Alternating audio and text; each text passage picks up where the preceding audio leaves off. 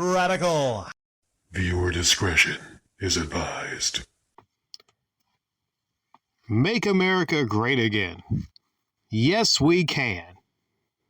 See what is possible, unburdened by what has been. For some reason, I just don't see that last one being on anybody's bumper sticker anytime soon. It's not difficult. Politics is not difficult, really. Those two catchphrases, epic catchphrases. Make America great again. Yes, we can. Very simple. 3 or 4 words. But this new person, Kamala Harris, see what is possible, unburdened by what has been. Kamala Harris is going to be going against Trump in November. And man, what a road we took to get here. What a road we took to get here. Before I get into this commentary about recent events, this might be one of the last political type uploads I do because I just got an itch I need to scratch. And I saw that dumpster fucking fire a month ago now. That dumpster fire of a debate on Biden's end. And I just couldn't resist talking about it for a couple uploads. But while I'm here, I want to tell you a fact that's pretty fucking crazy. Since you have to go all the way back to 1976 to have an election where a Clinton, a Trump, wait, no, wait. I'm already fucking up here. Excuse me, I'm having a Biden moment. You have to go back to 1976 until there was not a Bush, a Clinton, or a Biden on a ticket running to be president. I read that and I still can't believe it. Bush, Clinton, Biden. All these old heads, man. You have to go back to the 70s until one of them has not been on a ticket, won, or trying to win. But that's the problem with politics, is you have a handful of people, a handful of candidates, and people thinking that it's their turn. It's their turn. Are you going to tell me, going into right after the Obama presidency, are you going to tell me we switch from Obama, who was a younger president, probably had all his mental faculties, to Trump and Biden?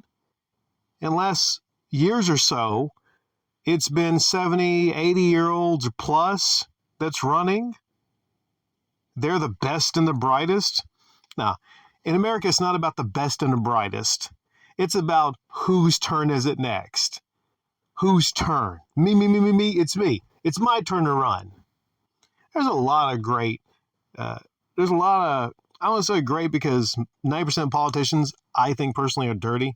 So when I say great, I mean maybe less corruptible. I don't know. But as far as just candidate wise, I'm not going to speak to actually the honesty or dishonesty of candidates because they're all fucking politicians. But there's so many better choices out there than Joe Biden. There was, and there is now.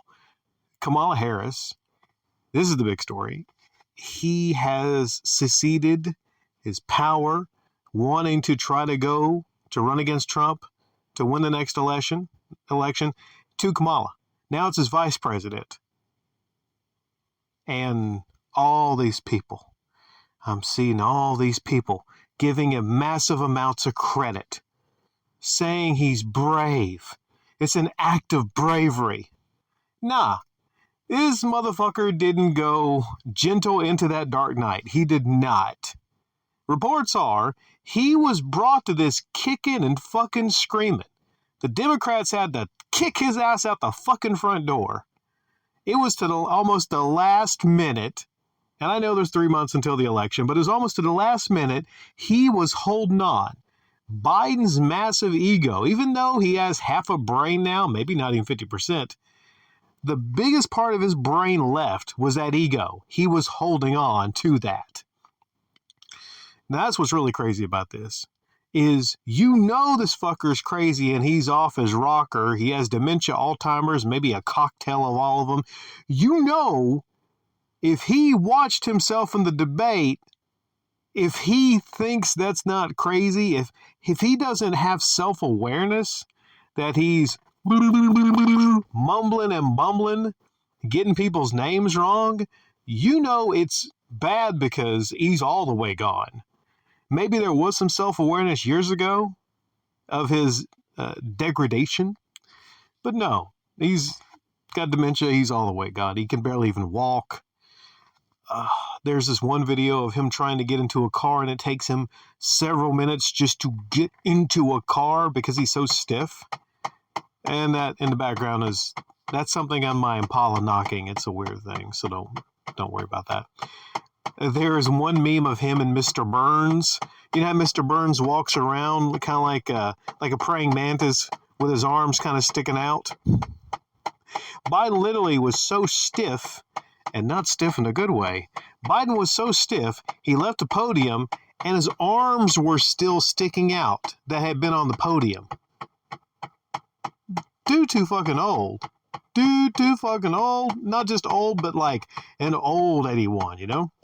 It's funny to think that people thought John McCain was too old when he was in his early 70s to run. But now, John McCain, he passed away now, but John McCain looks spry compared to whatever Biden is right now.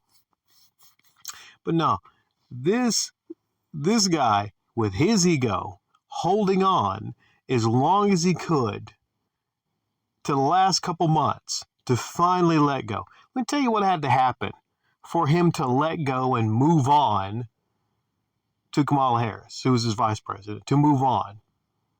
Meanwhile, he's 81. If he served another term, he would be almost 90 years old. Now, you should have some self-awareness to know that probably you shouldn't be running to become president, and it ages you too. And he should know. Well, maybe when I say he should know, no, he doesn't know. They say the presidency ages you. I mean, Obama got like gray hair, man. You know, he went in office, left office, he had gray hair. Just a very stressful job. So what would Biden be? Like 127? It would age him so much. It's only got to be worse and a multiplier the older you get. But what had to happen, and I don't have all the details, but basically what had to happen essentially is you had to get a growing number of representatives personally putting it out there. We think the party should move on. We love Joe, but we don't think he should be our candidate. It was first 7, then it was 17. Then there were heads of committees that were coming out. That had to happen. And none of that really happened until after the debate. See, if you're self-aware and you're looking at yourself just basically almost drooling, mouth agape, looking around, if you're watching that, you know, when he kicks back and he's coherent, he's like, the fuck? Who's that guy? I turn into that sometimes? We need to move on right now. I'll just say that, he didn't have to admit that he has dementia. He just say, like, listen, I meant to be a bridge president and everything, so I'm going to move on. And he said that shit too. He's like, I'm only going to run for one term. That's a lie right there. He never intended to just have one term. He said that to quell fears about him being so old. So he went back on that promise. So several things had to happen. One is his own party, the people he feels betrayed him, had to come out, basically say that the party needs to move on. They have a lot of their individual races to worry about. So it's not just presidency. The Democrats are pretty much know that Trump is going to win. It's about like stopping the bleeding. Off the record, they'll probably admit, is this Kamala unburdened by the past of what will be, or what the fuck that catchphrase is. She ain't winning shit. Okay, she's not. They just needed to move on. So hopefully, in their eyes, the other races won't be deeply as affected by having somebody that's not an extra in Weekend at Bernie's, a fucking almost cadaver. I'm sorry, is that insensitive? On the ticket. Somebody that looks half as young, probably is half as young. Now, compared to Biden, Kamala looks like she's, I mean, wow, looks like she should be wearing braces. She looks so much younger than freaking Biden, you know? And she can walk, and she can talk. She can walk upstairs. What a massive upgrade. That is a massive upgrade. People coming here like, I love Biden. I voted for Biden. I'm like, yeah. If you voted for Biden in 2020 and you would want to vote for him again, what's wrong with you? Was seeing the decline? The fuck's wrong with any of you that wanted to vote for somebody with dementia? I actually saw this. People writing comments.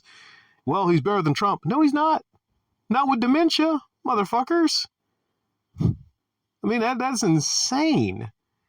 It's insane right now to actually see a person with dementia, in the office. But I don't give him no credit. In fact, I think it's the title of this one I'm going to have. I don't give him no credit because so many things had to happen for him to finally leave. Finally. Because like I said, that massive ego just wouldn't let him quit or leave. Also, maybe a combination of Jill, his wife, nagging him, probably liking the power that they have and the fact that, hell, she was maybe president. She didn't want to give it up. I don't know what's going on there. But all these party members had to come out against. And then he had to see the polls. He was trying to say that, well, it's pretty much neck and neck. I mean, I'm seeing polls and this, nah, there wasn't one single swing state that you need to win where he was up. Massive deficits in the polling in all the swing states. Basically, no chance. If you don't win the swing states, he has no chance of beating Trump. He was presented this and these details probably from these people in these private meetings, these legislators. Still, he was holding on, I bet. Still, after that, the one thing that caused his race to stop is the money drying up. The donor money. That's what controls it all. That's what controls it all. I read something that the spending was, I think, 7 or 8, or it was a massive amount of spending the Democrats have been doing compared to the Republicans. And some of you that maybe see a commercial before this that has Obama or Kamala Harris or who the fuck ever now talking to you about the election, that's because the Democrats have been spending massive amounts of money, a lot more. But that dried up. They just said, listen, we're not going to start burning our money. Fuck this. Dementia Joe is not going to have any chance of beating Trump. So they said, we're out. We out. So that's the main things that had to happen. Legislators had to come out on record against him, on record, on the news outlets. His own party had to come out against him. The polling had to be horrendous, and the money had to dry up. So that all that had to happen. So he was holding on for dear life. He was grabbing on to the White House doors for dear life, and they was pulling Joe out like, get the fuck out of here. We need to run somebody else that has some kind of shot. Or like I said, it's a shot that Kamala has, but nah, she's not beating Trump, man. And they don't deserve to win. They don't deserve to beat anybody in this election. I don't care if you are a Democrat, Republican, Independent, I don't care. Secretly, down deep, I think all of you, regardless of that, would admit that a party that was complicit in running a person that was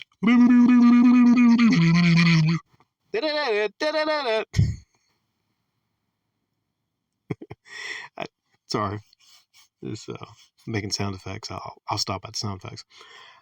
But you got to admit, all of you have to admit, it's low down as fucking dirty to the American people that an entire party was perfectly complicit in running Biden if he could beat Trump, if he was the candidate with the best chance. Even though before the debate, they knew. They'd seen this guy. They knew he had dementia. They deserved to lose. They deserved to lose in a big way.